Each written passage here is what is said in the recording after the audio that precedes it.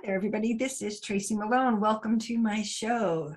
Today we are going to talk about love addiction. And my guest is Sherry Gaba, who is an author, and we're going to let her tell you about all the stuff she does because there's too much for me to even read. We're going to talk about love addiction. And this is really common with victims of narcissistic abuse. So if you're afraid to be alone, there could be abandonment issues that ties into the love addiction issues. If you constantly jump from relationship to relationship, then you could be a love addicted person. And she's got all the answers for us because she's written a book and she's going to talk to us about these love addicts and how they really make good narc bait, why we're so compatible, why they like us, why we like them. And we're going to get into this whole topic because you need to understand this about yourself. You need to heal this wound or you'll keep repeating the same patterns. And we don't want that to happen. So without any further ado, let's welcome Sherry. Thank you, Sherry, for joining me. I'm so excited to have you on my show. Well, I'm happy to be here, Tracy. I love our conversations we've been having, and we do a lot of things that are similar, but we work so well together. And this is what I love. I love collaboration, and I love what you're doing in the world. And I'm so grateful that you're giving me this platform. Thank you so much. Will you mind telling my listeners a little bit about yourself? Because you are a rock star and I couldn't possibly read the whole bio. So I want you to give us a little. Well, so I was a single mom, went back to school midlife. That's how I became a therapist. I began working in hospice, and then eventually I worked in addiction, which is how I met my ex-husband, the alcoholic. And I was not an addict or alcoholic, but I suddenly found myself on celebrity rehab. I was doing Sober House. I was doing sex and love addiction. So I did these VH1 shows for several years. And then the media contacted me and ended up on E! News, Showbiz Tonight, and Bio Channel, et cetera, really talking about addiction. And then I realized, as a really good codependent love addict, here I was talking about addiction when really my issue personally was love addiction and codependency. So what a good codependent I was talking about addiction. So I kind of like turned everything upside down and said, I'm going to write another book. And that's my book, Love Smacked, which people can find on Amazon, which is all about love addiction, relationship addiction, and codependency. And it really is my story, personally and professionally, and really starts with early trauma, which I think we're going to get into in this interview. But I absolutely love helping people that are struggling with these issues. And it really has become my jam the last few years. Well, I'm so excited about it because a lot of victims of narcissistic abuse suffer with the love addiction, with the need to have people there, or it's almost like their arm is taken off. So tell everybody who is listening who might not have heard this term, what is love addiction? Well, you're so right. And that's, there's so much noise on Instagram, including myself. We're all, putting stuff out there, but nobody really not nobody, but there's not a lot out there on, well, why did I attract a narcissist? Like, what's going on? We all know what a narcissist is, backwards and forward. But if you're a love addict, you are going to be more vulnerable to being really the predator of a narcissist. You are vulnerable. You're just vulnerable to a narcissist. Why? Because you deep down really don't have a lot of self-esteem. But what is love addiction? So love addiction is a process addiction. You could call it a lifestyle addiction. It's a soft addiction. So unlike a substance, it's a behavioral addiction, but it has the same mood altering activity that creates almost the same euphoric states that a drug would cause. So a love addict, their only identity is a person. Like the addict is obsessed with the drugs, and the love addict is obsessed with the person. I was obsessed with my ex-husband. Then when a breakup occurs, just like an addict, a substance addict will, or a substance abuser will, long for their drug of choice. The love addict is longing for that person. So it really gives the same pleasurable feelings that a regular drug user would crave if they were wanting their heroin, the same for a love addict. So some of the signs and symptoms are over adapting to what others want, not having boundaries, fear of letting go, fear of the unknown, attempting to change others, needing others to feel whole, having this emptiness if they aren't in relationship, big one, which was my issue, fearing abandonment, rejection, the withdrawal symptoms I talked about earlier. We give up who we are because we need someone so badly in order to actually live. It's almost like it's like we can't live without being in a relationship. We'll die if we don't have a relationship. So of course, love addicts are so prone to picking narcissists because they'll settle for anybody and they'll take anybody because they don't want to be alone. So addiction to love has been linked with reckless behavior. We think of things like fatal attraction. It's agonizing. You feel empty. It's obsessive. It's panic. It's a sense of not knowing who you are. It's a feeling you'll never find love again. But the positive side to all this is that you get to find yourself in this process. So if you're in recovery for love addiction or narcissistic abuse, guess what? You get to find your authentic, precious self. You get to step into self-love and healing and healthier relationships. You no longer have to be obsessive. You get to have more balance in your choices. Normal people, when they fall in love, there's always this high, oh my God, and it's this infatuation and our hormones are going crazy. Although as I get older, that's not as much because I'm no longer 14 years old. But what happens for the love addict is that never goes away. They're constantly in this state of romance and la la land, and it never goes away. That is a really good sign that you have a love addiction problem. And that's another reason why love addicts get bored. Like, oh, I don't have these feelings anymore. So now I think I'll go to somebody else, which is very similar to narcissists. Narcissists and love addicts, or narcissists and codependents, really are the same. They're two sides of the same coin. One just needs, and I know you could probably talk to this subject, is one needs that attention, one needs to be needed. And then they find each other. And it's the dance of that. They like magnetize each other. Yeah, because they're what each other needs, right? It's like, it's just yin and yang to be it. But of course, the narcissist comes with his own baggage on that too. But so they both really do have abandonment issues. They just manifest differently. The narcissist is, we know all that. They gaslight, they manipulate, they need lots of attention. They need you for something. The codependent love addict just needs to be needed, needs to be in love, and doesn't want to feel alone and empty. But they really are the same. Just that comes out, the behavior is different. And so they obviously the fear of abandonment and being alone. For me, I know that I went from marriage 1 to marriage 2 to boyfriend 3, and it was just the fear underneath of, and then almost the settling too is, well, this could be good enough because it fills the list. Check, I'll take it. Well, Tracy, that's why I wrote my book, Love Smacked. And that's why I have my community, Wake Up Recovery, which we'll talk about at the end of the interview. But I want people not to be ashamed of this. I've been married multiple times. I've had multiple relationships. But I didn't wake up one day going, oh, I want to screw up my life and have all these divorces. There were reasons for it, which I think as we continue on this interview, we can talk about trauma and why people who have severe trauma, pick toxic relationships. It's just like an alcoholic. They didn't wake up saying, oh, I want to lose my whole life because of alcohol. There are reasons for it. So anyone listening to this podcast today, no shame, no blame. Absolutely. And important to understand that, because that's what we do. We internalize, I am bad, I did this wrong, I'm so needy. We're told that by the narcissist. We're so needy, we're so emotional, things like that, right? And you're saying you're so sensitive. Exactly. I did a post today about that on Instagram, that one of my ex-husbands said, oh, you'll never be a good therapist because you're too sensitive. I mean, that's like a really not nice thing to say. Yeah. And that's who we attract when we don't feel good about ourselves, because then we actually believe those lies. Absolutely. Absolutely. So how does someone know if they're in a toxic relationship when they're a love addict? Because I had imagined that love addicts end up with a lot of narcissists because the yin and the yang, then they need you need them for different reasons. So how do they know if they're in a toxic relationship? So a lot of ruminating, obsessing, they're thinking about them all the time.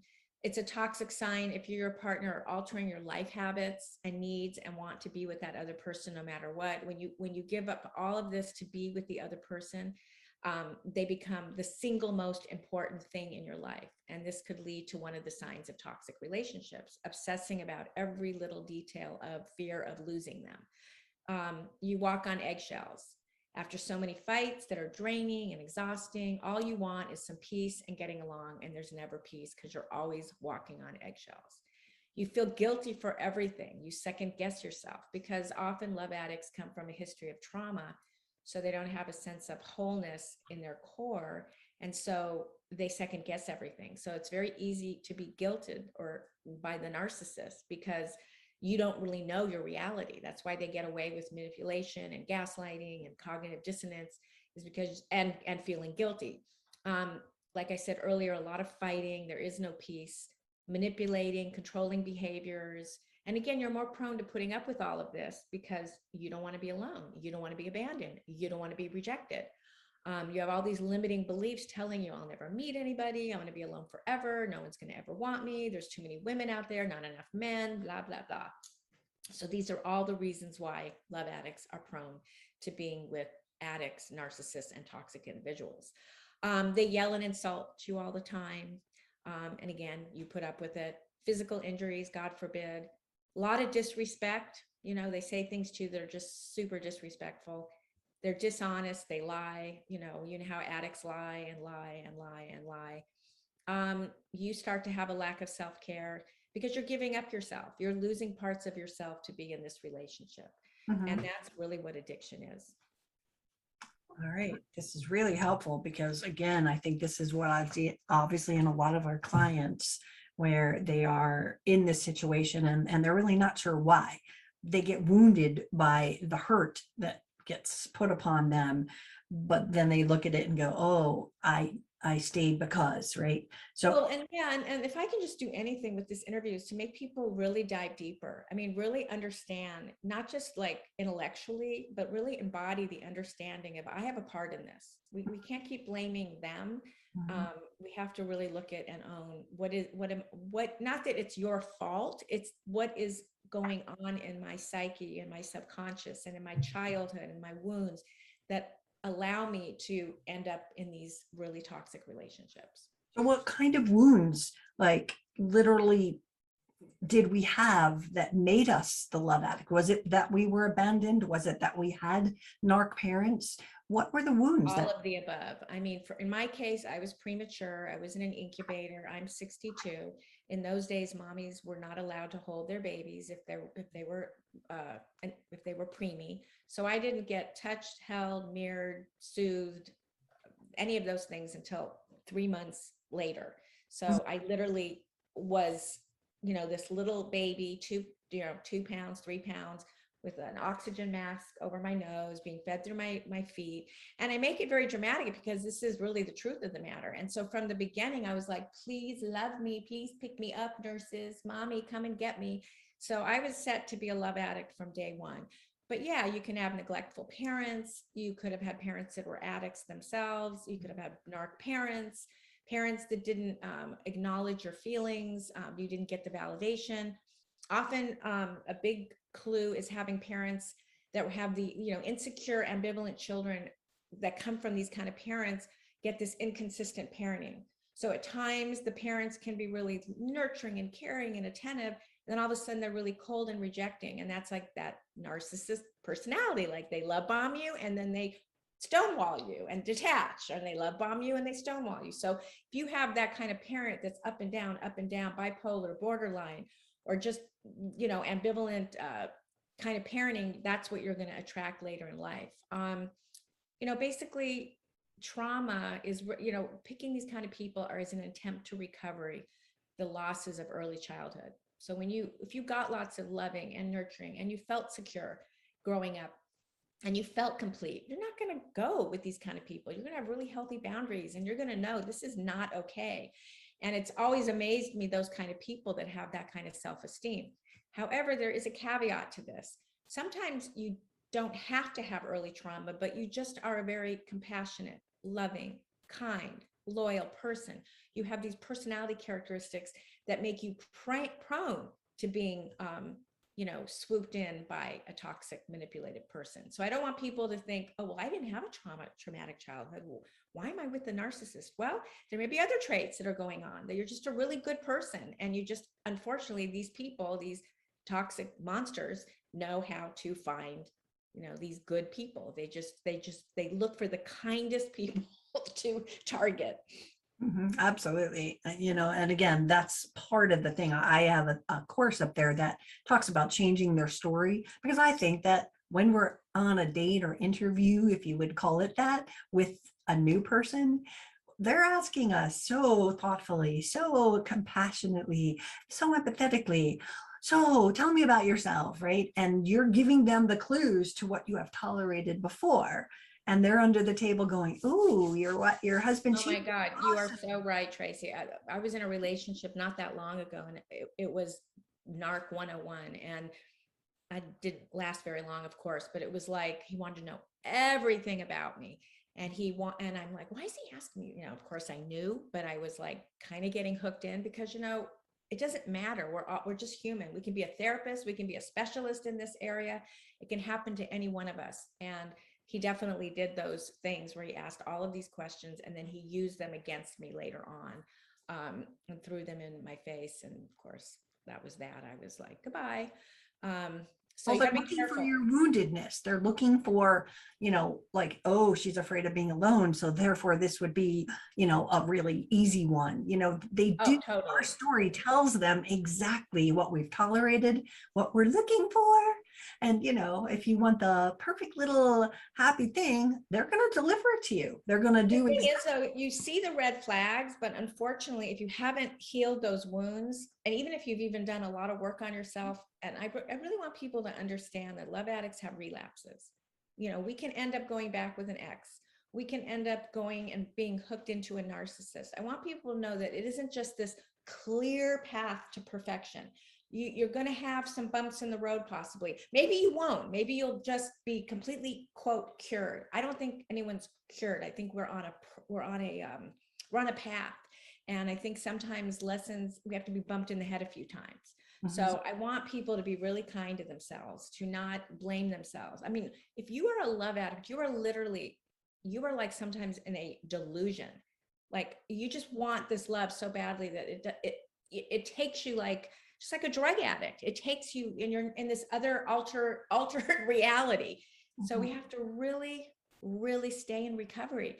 The best way to stay on a great path is repetition, taking classes and being in groups like you have, Tracy, being in groups and taking classes and being in my, getting a therapist that understands all this.